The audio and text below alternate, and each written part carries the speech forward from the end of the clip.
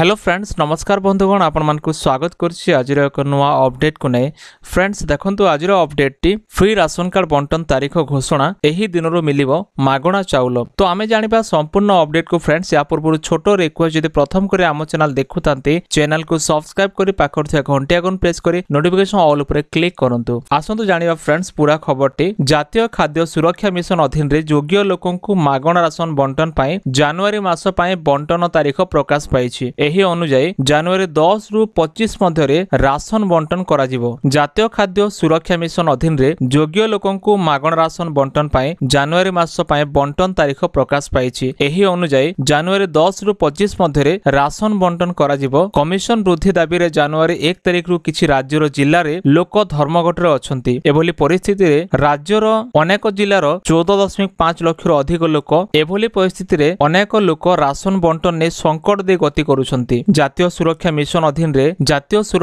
अधीन रे जो माने कि 3,45,680 कार्ड धारी जेउथिरे अंत्योदय स्कीम रो 70,368 कार्ड धारक एवं 2,75,312 योग्य व्यक्ति अंतर्भुक्त समुदाय यूनिट संख्या होछि 14,58,760। ए समस्त कोटार 765 दुकान रु राशन बंटन करा जायछि। यदि आपनकर एक राशन कार्ड अछि तेबे चिंता करंतु नाही। हेले अयोग्यता सत्वे गहम एवं चाउल लाभ नेउथिया लोकंकु सरकार वर्तमान एक बड़ झटका देबाकू जाउछंती। एभली अयोग्य लोकंक विरुद्ध रे कार्यानुष्ठान ग्रहण करियाकू सरकार एक योजना प्रस्तुत करिसंती कारण सेमानक राशन कार्ड सरेंडर करिया पई एक आवेदन करा जायथिला जार शेष तारीख मध्ये पास हो जायछि। एबे परे कोन घटे ताहा देखियाकू बाकी रहिला। जदि आपण अयोग्य तेबे आपनकू ए वीडियो भलो भाबे देखिबा जरूरी। राशन कार्ड सरेंडर करिवार या शेष तारीख थिला। अयोग्य राशन कार्ड सरेंडर करिवार शेष तारीख वर्तमान पास हो जायछि। तथापि अनेक लोक अछंते जो माने अयोग्य किंतु राशन कार्ड दाखल करि नाहंती। यदि आपण मध्ये 2023 डिसेंबर 31 सुधा आपनको राशन कार्ड सरेंडर करना हंती तेबे जोरिमाना देबाकू पड़ी पारे। तो फ्रेंड्स एथिला वर्तमान रो